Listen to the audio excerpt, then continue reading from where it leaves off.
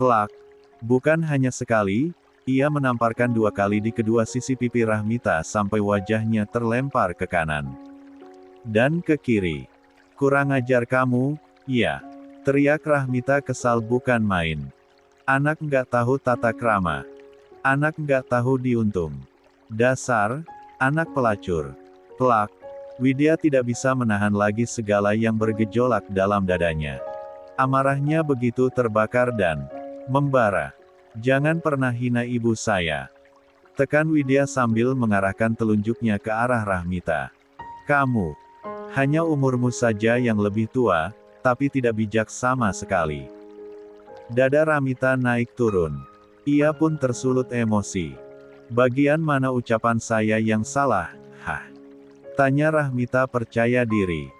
Ia sudah cukup mencari tentang latar belakang Widya lewat orang-orangnya.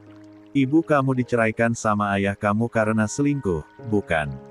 Apa sebutan perempuan yang sudah bersuami malah main sama jaki laku lain? Pelacur? Bukan. Cukup. Teriak Widya tidak sabar. Ia sudah maju dan mencengkeram rambut Rahmita yang terikat rapi. Cukup. Cukup apa? Teriak Rahmita semakin melawan. Ia tentu saja tidak terima. Kamu memang anak pelacur.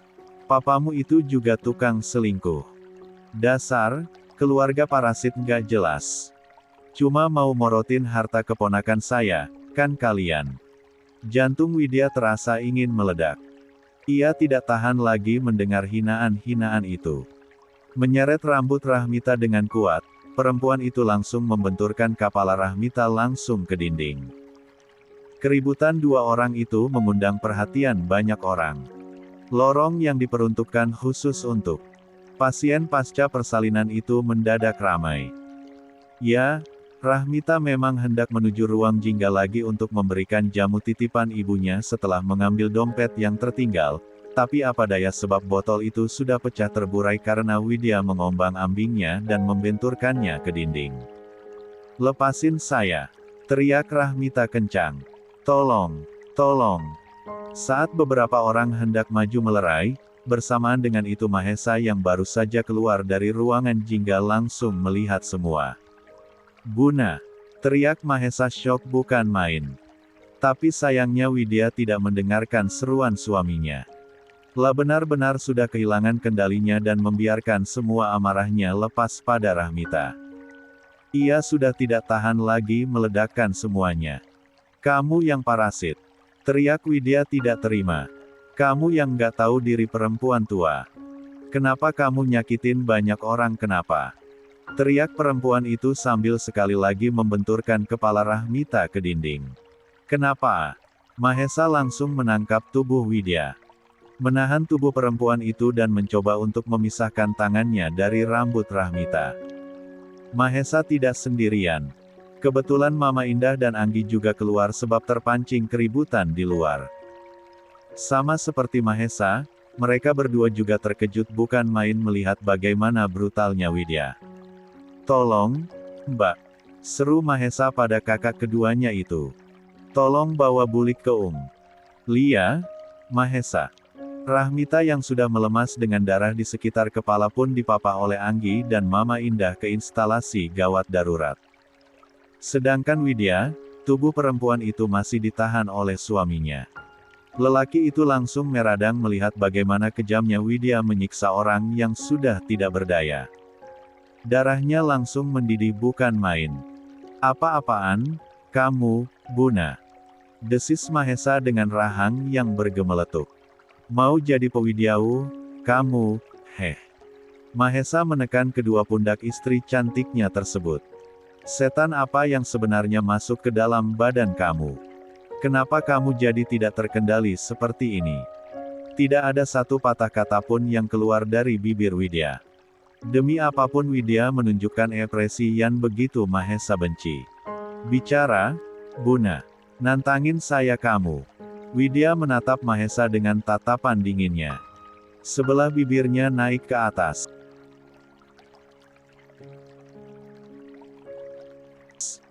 Menyeringai seolah ia memang memberikan tantangan terhadap suaminya. Mungkin, Ini saatnya ia membuat namanya semakin buruk di depan suaminya, agar lelaki itu bisa melepaskannya. Agar dua anak kecil itu tidak lagi perlu melihat perpisahan ayah dan ibunya. Pecundang gak perlu ditantang. Dia selalu bela yang salah. Kamu. Mahesa menggeram bukan main. Ja pun mencengkeram tangan istrinya itu dan menyeretnya menuju ruangan jingga. Sungguh, di sudut lorong itu, ada seorang ayah dan seorang kakak perempuan yang menyaksikan bagaimana Widya bersikap, dan bagaimana Widya diperlakukan. "Pak, Mentari nggak rela, Pak. Biarin Mentari terjang mereka, Pak." Beberapa jam sebelumnya. "Ada apa, Pak?" tanya Mentari yang begitu penasaran dengan ekspresi sang papa. Raut wajah lelaki parubaya itu tampak muram dan tidak bersemangat. "Tumben banget papa suruh Tari mampir ke sini. Dimas sampai Tari tinggalin sama Dokter Irawan. Dia masih kontrol. Tapi dia ditemenin sama susnya, kan?" tanya Haris. Sejak pasca operasi cangkok ginjal yang dilakukan pada Dimas, ada perawat khusus yang bekerja untuk merawat adik kandung Widya tersebut.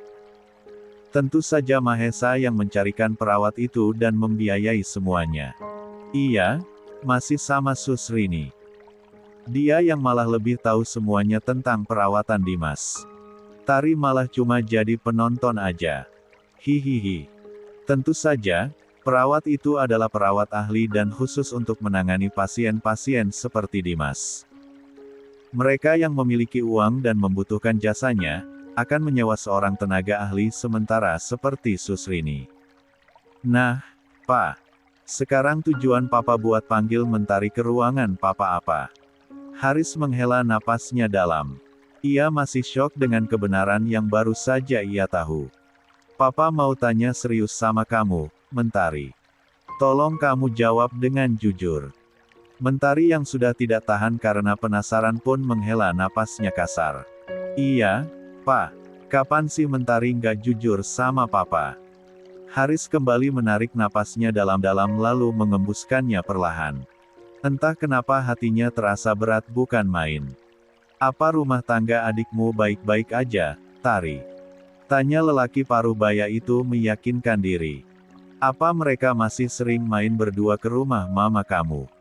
Kening Mentari mengernyit. Ia heran dengan pertanyaan sang ayah. Memang kenapa, Pak? Tanya Mentari penasaran. Kenapa Papa tumben tanyain soal rumah tangganya Widya? Sejak kapan Papa perhatian sama dia? Lelaki yang duduk di kursi ruang praktiknya sambil menumpukan sikunya di atas meja tersebut mendengkus kasar. Hatinya benar-benar tidak tenang. Kamu cukup tahu kalau Papa belum ada keberanian untuk minta maaf ke Widya secara langsung Mentari. Papa masih terlalu malu sama dia. Sampai kapan Papa mau ngulur-ngulur waktu buat minta maaf ke Widya? Tanya Mentari. Dia mungkin masih mengharapkan Papa untuk datang ke dia. Papa selalu nolak dia dulu waktu dia yang datang ke Papa. Jadi saatnya Papa yang datang ke anak Papa yang malang itu. Jangan nunggu dia yang datang lagi ke Papa. Kalau itu terjadi, itu berarti udah jadi titik terendah di hidup dia buat minta bantuan Papa. Untuk sesaat Mentari terdiam. Ia mengingat bagaimana dulu perlakuannya pada Widya. Sungguh, jika mengingat hal itu, rasanya ia ingin menenggelamkan diri ke dasar bumi. Tapi untung saja adiknya itu begitu pemaaf. Kesalahannya begitu mudah untuk diampuni olehnya. Bahkan ibunya yang selalu menyiksa dan memukulinya saja, begitu saja ia maafkan karena inginnya ia diberikan kasih sayang. Hatinya begitu tulus dan murni. Ia bahkan tidak pernah menyimpan dendam atau ingin membalas kejahatan orang lain yang menyakitinya. Bahkan seringkali, ia menjadi lilin. Rela terbakar dan menghabiskan dirinya sendiri demi orang lain. Jika orang bisa berpikir jernih, mungkin tidak akan ada yang mau menjadi dirinya. Hidup hanya untuk kepentingan orang lain tanpa mementingkan diri sendiri. Memikirkan semua itu membuat Mentari kembali mendesahkan napasnya. Pikirannya langsung terdistraksi saat melihat sang ayah yang malah melamun. Eh, iya. Papa kenapa tumben nanyain Widya dan Mahesa? Mereka baik-baik aja kok. Seminggu yang lalu juga main ke rumah. Akhir-akhir ini Mas Mahesa memang nggak pernah lama sih, Pak. Paling mampir sebentar terus nitipin Widya di Mama. Abis itu malamnya dia jemput Widya lagi. Nggak kayak dulu yang mungkin sampai nginep kalau kemalaman. Mungkin dia lagi sibuk sama kerjaannya. Mendengarkan penjelasan dari Mentari semakin membuat Haris semakin tidak mengerti. Apa yang sebenarnya Widya dan Mahesa swidyaikan? Kenapa keadaannya berbanding terbalik dengan fakta yang baru saja ia temukan? Ia bahkan bingung harus bagaimana menceritakannya pada anak keduanya ini. Ini baru Mentari. Bagaimana dengan Dimas dan Anggun nanti jika pada akhirnya mereka juga mengetahuinya? Hancur. Pasti itu yang akan pertama kali mereka rasakan. Mahesa, lelaki itu selalu menjadi pusat di keluarganya. Dia selalu menjadi panutan. Semua masalah, dialah yang membantu menyelesaikannya. Jasanya bahkan tidak sedikit untuk anak-anak dan mantan istrinya. Sungguh, ia tidak menyangka bahwa Mahesa akan bertindak sejauh ini. Memiliki 2 istri dan bahkan telah memiliki 2 anak. Marah, geram, tentu hal itu yang ia rasakan saat ini. Walau bagaimanapun, ia adalah seorang ayah yang tidak rela jika anaknya disakiti oleh orang lain.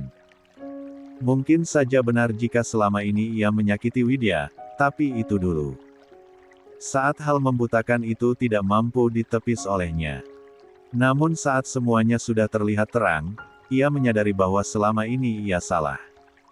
Bahkan untuk meminta maaf pun ia tidak mampu. Dosa-dosa yang terlalu banyak itu memakan rasa percaya dirinya untuk datang pada yang seharusnya. Ia terlalu malu untuk sekedar meminta maaf pada putrinya. Harga dirinya bahkan terasa tidak ada. "Papa," ucap Mentari menyentuh pundak ayahnya. "Kok Papa malah melamun, sih? Kenapa?" Haris menghela napasnya. Ia pun berdiri dan melepaskan jas dokternya. "Nggak apa-apa. Papa cuma mau nanya aja." "Tanya itu kan pasti ada alasannya," tekan Mentari ingin tahu. "Dan lagi," kata Mama, "Papa kemarin cerita ke Mama kalau akhir-akhir ini Papa mimpiin Widya terus. Papa pasti kangen, kan sama Buna, Pak?" Mentari merangkul lengan ayahnya manja. "Tari kasih tahu, ya, Pak. Kadang rasa bersalah yang besar itu bisa menimbulkan dorongan rasa rindu yang berat loh, Pak. Makanya, Pak, jangan tunda lagi buat meluk Buna, Pak. Minta maaf ke dia, kita nggak akan pernah tahu sampai kapan kita bisa hidup dan ketemu orang-orang yang kita sayangi. Manfaatkan waktu sebaik mungkin, Pak. Widya pasti tungguin Papa setiap hari." Sesak. Itu yang dirasakan oleh Haris. Hatinya semakin nelangsa mendengar semua ucapan Mentari. Sepasang matanya pun sudah berkaca-kaca. Semalang itu nasib Widya, serapuh itu putrinya itu. Sungguh, jika benar adanya Mahesa memang mengkhianati dan menyakiti putrinya dengan sengaja, maka ia tidak akan segan-segan. "Ayo kita lihat Dimas," ucap Haris pada akhirnya mengalihkan pembicaraan. Lah tidak mungkin menceritakan bagaimana keadaan Widya pada putrinya yang ini. Bisa-bisa dia mengamuk dan menerjang orang-orang yang dia anggap menyakiti adiknya. "Loh, Papa manggil Mentari cuma buat nanya gimana rumah tangga Widya sama Mas Mahesa, Pak." Haris mengacak puncak kepala putrinya itu. Mengecup gemas di sana. "Iya. Papa cuma udah lama nggak lihat.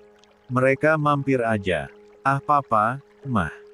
Papa kebanyakan di rumah sakit terus gimana mau lihat mereka mampir ke rumah." Haris kemudian bergeser mengajak putrinya itu melangkah pergi dari ruangannya. Mereka melewati lorong terdekat agar gegas sampai di tempat Dimas berada. Namun, saat langkah kaki mereka sampai di salah satu sudut lorong, suara teriakan dan riuh dari orang-orang yang ada di sana menghentikan mereka. Ya ampun. Itu kasihan banget ibu-ibunya, kepalanya sampai dibentur-benturin kayak gitu. Astaga, Sampai berdarah lagi. Ayo tolongin. Jangan. Jangan ikut campur. Nanti kita malah kena juga. Takutnya cewek yang ngamuk itu bawa senjata tajam. Lihat aja tenaganya kuat banget. Mending bantu videoin buat bukti nanti. Videoin aja. Suara-suara sumbang itu sungguh menarik perhatian Mentari dan Haris. Terlebih saat suara familiar itu menyapa kuping mereka. Jangan hina ibu saya, teriakan itu menggema. Kamu. Hanya umurmu saja yang lebih tua, tapi tidak bijak. Sama sekali. Bagian mana ucapan saya yang salah? Bu, kamu diceraikan oleh ayah kamu karena selingkuh, kan? Apa namanya perempuan yang sudah bersuami malah selingkuh kalau bukan pelacur? Cukup, cukup, cukup apa? Kamu memang anak pelacur. Kamu. Mentari langsung menarik lengan ayahnya untuk melihat ke sumber suara. Pak, kita lihat sebentar, Pak. Perasaan Tari nggak enak. Kok salah satu suaranya mirip Widya? Iya, Pak. Iya. Anak dan ayah itu pun mendekati sumber suara. Membelah beberapa orang yang berkerumun dan hanya menonton saja. Betapa kagetnya saat sepasang mata mereka menangkap siapa sosok yang sedang berkelahi di tengah lorong itu. Mentari bahkan tertegun tanpa suara. Mulutnya terbuka dan tangannya terangkat untuk menutupinya. Lah tidak menyangka Widya bisa sekasar dan sebrutal itu. Sungguh, ia seperti melihat sosok lain dalam diri adiknya tersebut. Widya seperti orang kesurupan yang hilang kendali. Lawannya bahkan sudah melemah dan berdarah-darah. Tapi hal itu tidak menghentikan tindakannya. Pak, Widya, biarkan Mentari. Biarkan adikmu itu melepaskan sesaknya. Tapi, Pak, adikmu tidak bersalah. Dia tidak bersalah. Tidak lama kemudian, Mentari dan Haris menyaksikan bagaimana Mahesa meraih tubuh Widya dan memisahkannya dari perempuan yang sudah tidak berdaya itu. Mereka bisa melihat bagaimana kilat kemarahan di wajah Mahesa dan seringai acuh tak acuh yang Widya tampakkan. Sungguh, Mentari tidak habis pikir. Apa sebenarnya yang membuat adiknya kandungnya itu bersikap seperti itu? Pasti ada alasannya. Ia yakin semua ada sebabnya. Pak, Mentari nggak rela, Pak. Biarin Mentari terjang mereka, Pak. Mereka pasti udah nyakitin Widya. Widya nggak akan pernah berbuat seperti itu walau dia disakiti. Pasti ada yang buat Widya kehilangan batasnya, Pak. Mentari pun melangkahkan kakinya menuju tempat di mana Mahesa memasuki ruangan. Begitu juga dengan Haris yang mengekori putrinya itu dari belakang. Ruangan jingga. Please, Buna, ucap Mahesa memohon. Lelaki itu sampai bersimpuh di depan Widya dengan air mata yang menetes di wajahnya. Jelasin sama Mas. Kamu kenapa? Kamu kenapa, sayang?